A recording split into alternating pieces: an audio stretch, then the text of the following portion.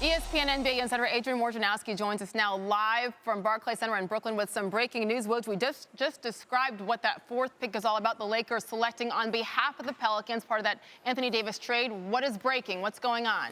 Well, Sage, now the Pelicans, the Lakers will be selecting on behalf of the Atlanta Hawks. They have traded into that number 4 spot. They're going to give New Orleans number 8, number 17, number 35 in tonight's draft.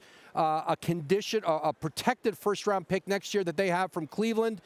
And New Orleans sends that 4th pick, Solomon Hill, and his expiring contract, the number 57 pick tonight, and a future second-round pick to the Atlanta Hawks for the 4th pick. And with the 4th pick, Atlanta's GM, Travis Schlenk, is targeting Virginia's DeAndre Hunter.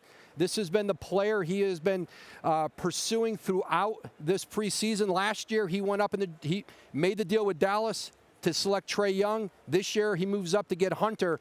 That's a pretty significant core they put together with the Hawks. And New Orleans continues to expand this Anthony Davis deal, get even more value, more picks from that trade last Saturday. Yeah, and again, we were saying just a minute ago, who knows what's going to happen with that number 4 pick. Now we know 8, 17, and 35. So, Woj, let's start with the Pelicans. Give us the mindset of David Griffin now, the new GM there, who's making all kinds of moves. Well, you know, they wanted to see what the marketplace would hold for number 4.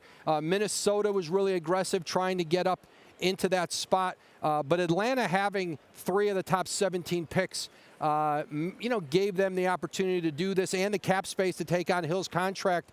And, you know, now, you know, listen, David Griffin can draft at 8 and 17 tonight. He could go back and look for another trade here and move those picks. So he's got a lot of flexibility. But that original Laker deal that included 3 first-round picks, you know, now it's become 4 or 5 picks. That Cleveland pick next year, that goes to the Pelicans, probably turns into 2 second-round picks. It's heavily protected. But I think both GMs really got what they were pursuing here. Both had a lot of flexibility, multiple picks to play with. And you look at the Atlanta Hawks, too, Woj, and a year ago getting Trae Young, and, of course, he's up for Rookie of the Year. He had one heck of a rookie season with the Atlanta Hawks. But overall, on a national level, we don't hear too much about Atlanta. Describe what's going on with this franchise as they try to climb up the ranks of the Eastern Conference.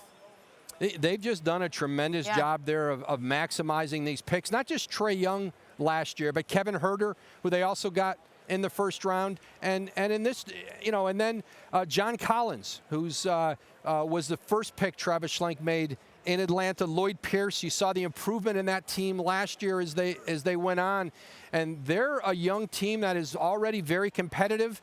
Another year of watching these young players grow, and then all of a sudden maybe Atlanta is a team that with their cap space and how clean their financial books are, they could be out in free agency. This is exactly how ownership in Atlanta imagined this going with the multiple picks they had going forward.